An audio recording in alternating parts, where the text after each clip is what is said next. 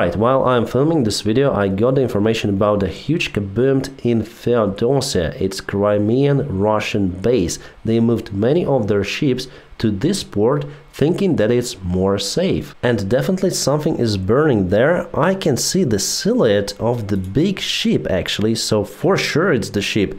This is the nose over here and it goes the ship like this. I'll just remove my drawing and you'll see it over here.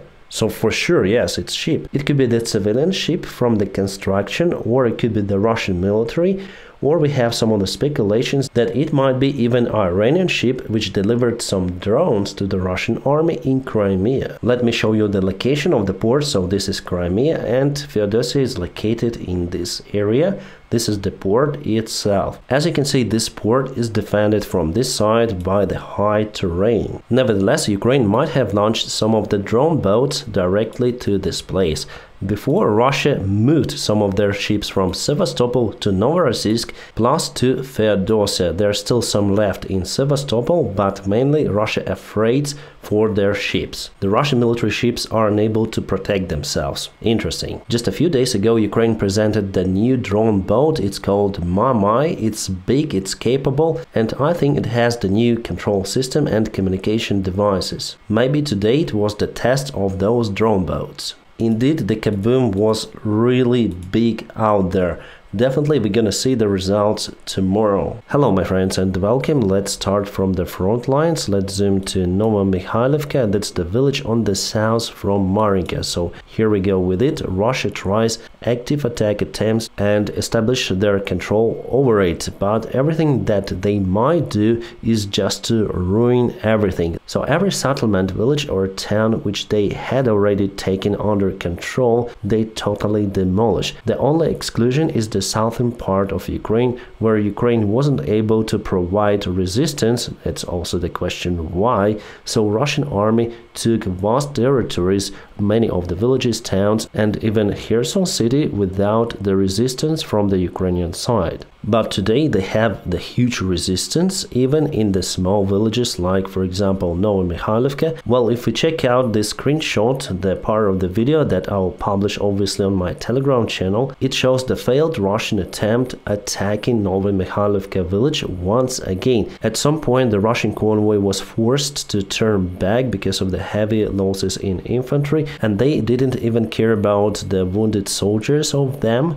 and later on Ukrainian drones targeted those soldiers. I'll not show you that stuff on this platform because of the regulations, and why would you like to see that after all? This image was shown today how Russia is using the Soltepok artillery system. They have the thermobarrel shells and they eliminate the vast areas of this village. So there is nothing left from the village. Maybe our forces are still capable to go underground in some of the buildings, and you see here the church. So on the Christmas day, Russia bombed the local church. And that says a lot about the Russian army. Nevertheless, Russia failed in their attempt to reach in this village once again. So the good news is average, but unfortunately we have losses because of the Russian attacks. Also, finally, Shoigu today confirmed towards President Putin himself that they occupied the Marinka village.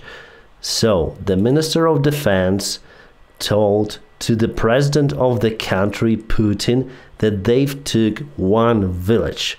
A single village. That's the report. What a great achievement for the second army in the world. They were fighting in Marinka since 2014, and finally with numerous of the mid-waves were able to take it under control. Wow. Or what was left from it. Let's look at the pictures. So here we go, the drone image. It flies just through Marinka. Again, total devastation. Not a single building survived. It's like the Second World War or something like that.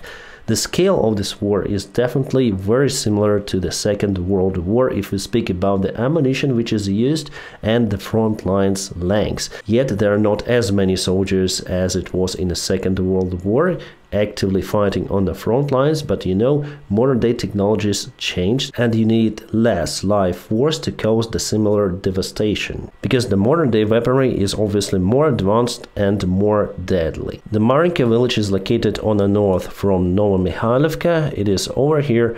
I told about the Russian success that they've took it under control. Well, still there is the information from the Ukrainian military officials that no, there is the fight in Marinka. Our guys is still controlling this village, but I think it's better to admit that we lost control over the residential parts of the village. Yes, we might control some of the road which is in the area of the village, but definitely Russia controls all of the remains of the buildings, all of the streets inside the village. As it happened in Solidar and Bakhmut, sometimes some of the Ukrainian officials postponed the final recognition or admittment that we lost the control over some certain settlement.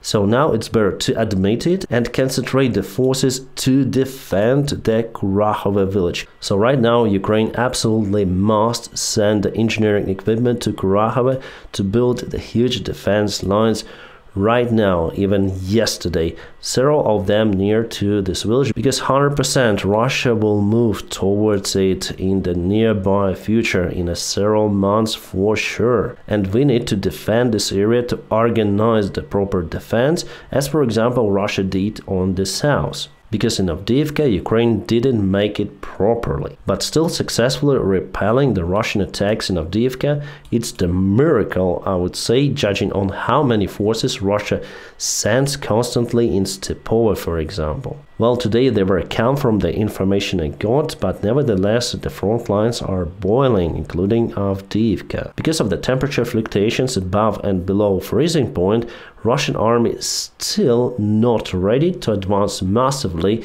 in their third attempt to encircle this settlement. Also, there was some disinformation spread today by the unreliable Ukrainian sources, and Russian sources took this information and published as the fact. So they say that Ukraine moved out some of the soldiers using the supply road over here, and it was targeted by the Russian artillery or something, and 108 Ukrainian soldiers lost their lives because of the Russian attack. But it's complete fake. First of all, we don't have any kind of the confirmation actually from the military, from the journalists who are in the place. We do not have any photos or the videos from the drone cameras of the ambushed Ukrainian convoy. Plus, the Ukrainian Defense Ministry say that it's total fake, it's nonsense. I would trust that. But they have some small successful attacks from the Bakhmut city, so before Ukraine got initiative in this place, but today Russian forces advance, attacking Ukrainian positions and propelling forward, for example, towards Bogdanivka. Let's go to the timeline. It was yesterday, okay, it was here yesterday, and it is today. They've reached this forest line. Each forest line contains lots of the trenches and the small defense lines of Ukrainian or the Russian forces. So then you see that the part of the forest is taken. It means that there was severe and heavy battle for it. And they also moved over here towards Ivanovsk today, taking all of this forest and one forest line under control. So soon they might try to enter Ivanovsk village. Russia just loves to share the fake information. For example, they say here that it is the F-16 of the Ukrainian Air Force which was targeted in Odessa airfield. In this fake way, they try to present the revenge on their shut down many of the airplanes in the last 3 days. Well, actually this photo was taken in 2018, and it is not the Ukrainian F-16. But what we also have is the confirmation from the Ukrainian air defense that finally Sukhoi 30 SM was also shut down yesterday with Sukhoi 34, plus many of the drones and a couple of the cruise missiles. Speaking about the scale of the Russian losses in aviation recently, it is the huge loss for the Russian Air Force, because before the war they produced around 5 of the airplanes like Sukhoi 34 per year, and just in a couple of days they lost 4 of those airplanes plus one Su-30, which is quite similar. They use Sukhoi 27 as the main base, and they construct different types of the fighter jets or fighter-bombers like they did with Sukhoi 34, using the old Soviet but reliable design. In the other places of the front lines everything is more or less steady and without a huge change. My friends, sorry about the noise that you might hear in this mic, because my new laptop just kaputted. I sent it back to the store, so I returned to my old one, and it has the huge fan noise. Later on I'll try to change to the other laptop to avoid this noise on the background. Hopefully you're still able to hear me well, and my friends, thank you again for watching.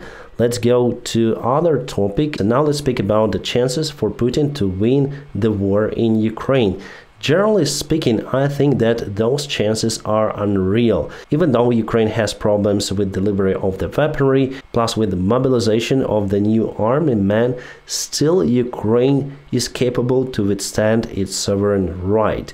In what way? That's the other question. Because now Ukraine had to announce the new mobilization wave of the army men. The main reason is the lag in military supplies, because to cover the absence, for example, in artillery, Ukraine has to use more soldiers, so we expect more losses in that case, unfortunately. We have the information about it from the mainstream media sources that Ukraine will suffer insane losses if United States stops aid warns frontline troops. Yes, it will happen like that. I don't think actually that Ukraine is capable to mobilize 500,000 soldiers as it was announced on Zelensky's press conference. I think that there are not that many volunteers in Ukraine right now, and Ukraine will not be able to forcibly mobilize that number of people. There are several reasons why there are not many volunteers now in Ukrainian army, and I think that it will take me lots of the time to describe every reason. It is the topic for half an hour long video, so probably I'll record it a little later, but maybe I'll have some hate about it, who knows, but I say the things as they are, without pink glasses. So with the current resources, Ukraine is still capable to fight, but not gain the new territories, instead lose them little by little. At the same time, Russia, with all of its mighty resources, is unable to reach the big wins on Ukrainian front lines. Their last big victory was in Bakhmut, then they took the city under control with the help of Wagner. The Russian regular army is fighting, for example, in Avdiivka for more than 2 months already in their failed attempts to encircle this town. Yes, finally they might do it in the future, but for what cost? Well, actually they don't really care about the cost. Their main tactics is to get more and more ground, to put the bodies of their soldiers all around Ukraine. Today they wanted to present Marinka as their big victory. But if we speak about the long-term conflict, here definitely Russia has more advantages. It has the advantages even right now because it has more army, has more resources, more developed military, let's say, and now the mindset of the Russian commanders is changing a little. They are trying to adapt to the modern day war. For example, with the drones, they also have new researches and they start to use them massively on the front lines. They also increased the losses for Ukrainian army. So in a long-term perspective, Russia would certainly take more territories of Ukraine under control if Ukraine doesn't have the military support. Only with the mobilized soldiers, Ukraine is unable to withstand the ground for a long time, but still capable to defend the part of Ukraine, let's say this part or something. Russia is concentrated mostly in Donetsk, Zaporizhia, and probably in Kherson Oblast. That's their main goal, to take those territories under control. They have already proclaimed that those territories are theirs, so they will unfortunately continue to advance. It is the simple mathematics. That is why it's important to put the defense lines, as Russia put over here, to cut their move, to use less forces in defense. But if Ukraine gets what it needs fully, we might speak about the possible advantage of Ukrainian army at some of the places of the front lines. The main thing is to advance towards Crimea, over here across the Dnieper in Kherson, where we already have the bridgeheads. I think it's the main plan for Ukrainian army command for the next year, again if Ukrainian army has enough resources. As the commander of the Ukrainian drone unit Magyar said in one of his videos, if Russia takes all of the Ukraine under control, hypothetically, well, I don't believe in that, but nevertheless, if we speak about this scenario, there would be lots of the resistance inside Ukraine against the Russian soldiers, as it happened on the western side during the period of the Second World War and even before. But from what I see, Ukraine is able to defend itself even without the military support from the Allies, but in that case Russia would gain more territories. However, at some stage they would be forced to stop. It is the worst case scenario for Ukraine. If that goes, Ukraine would not be able to liberate its territories for a very long time. Guys, I'm speaking only about the realistic scenarios from my point of view, because if you read, for example, the Bloomberg article, "What if Putin wins?" they say about the total collapse of Ukraine, which I believe will never happen. In that case, Putin would obviously accumulate the forces in Ukraine using Ukrainian army and would try to gain control over the ex-Soviet countries like, for example, Lithuania or Latvia or maybe even Estonia. They also might potentially try to restore control over the Central Asia, for example in Kazakhstan, because 3 days ago Putin announced the new regulations for the Kazakh people, so basically now it's very easy for them to obtain the Russian citizenship. The only thing is needed is the signature that you agree to have the Russian passport. The same goes for Ukrainians, by the way, and for Moldova. Russia always says the bad things about this country, about their leaders, because they are not following the Russian narratives any longer. The other scenario is that Ukraine obtains the military support and capable to keep the current front lines for a very long time. So the front lines will continue to boil year by year, and here it's hard to predict the real outcome of this situation. Everything mainly depends on the elections in the United States and also about the situation in Russia in general. Without the change of the Russian regime, I don't see the positive outcome in this war. So the Russian Empire should be formatted, maybe even to the different states, but from what I see, the majority of the politicians on the West do afraid of this possible scenario. It is pity, and for it to be successful, we need more military support. My friends, don't forget to press the like to this video. By doing so, you help me a lot. And as usual, if you want to support my job, there will be some of the links in the video description just below. Many thanks for your awesome support. Guys, I wish you all a peaceful sky wherever you are, and have a great time.